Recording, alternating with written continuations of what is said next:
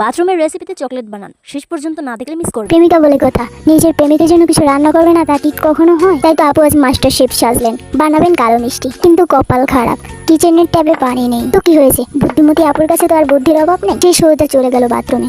কমোডের flush আর বদনার পানি এখন রান্নার মেইন উপকরণ।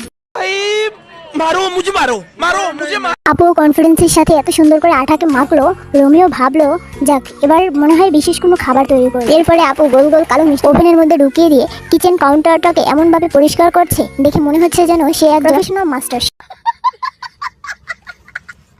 ওভেন থেকে যেটা বের হলো সেটা তো এক অমৃত। রোমিও ভাই এটা দেখে পুরাই অবাক, কিন্তু কিচ্ছু করার নেই, এটা তো তাকে গিলতেই হবে। আপুর চড়া হাসি দেখে রোমিও বার কলজা শুকাইয়া পুরাই কয়লা। বাথরুমের পানির ডিশ সামনে আসতেই রোমিও ভাই দৌড়ে সীমানা পার।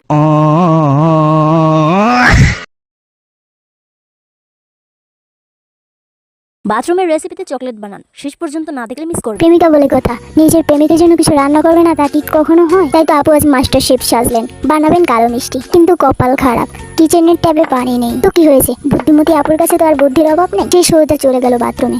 কমোডের ফ্লাশ আর বদনার পানি এখন রান্নার মেইন উপকরণ। मारो मुझे मारो मारो मुझे मारो। আপু কনফিডেন্সের সাথে এত সুন্দর করে আটাকে মাখলো, রোমিও ভাবলো যাক এবার মনে হয় বিশেষ কোনো খাবার তৈরি করবে। এরপরে আপু গোল গোল কালো মিষ্টি ওভেনের মধ্যে ঢুকিয়ে দিয়ে কিচেন কাউন্টারটাকে এমন ভাবে পরিষ্কার করছে, দেখে মনে হচ্ছে যেন সে এক প্রফেশনাল মাস্টার। ওভেন থেকে যেটা বের হলো সেটা তো এক অমৃত। রোমিও ভাই এটা দেখে পুরাই অবাক, কিন্তু কিচ্ছু করার নেই, এটা তো তাকে গিলতেই হবে। আপুর চড়া হাসি দেখে রোমিও বার কলজা শুকাইয়া পুরাই কয়লা। বাথরুমের পানির ডিশ সামনে আসতেই রোমিও ভাই দৌড়ে সীমানা পার।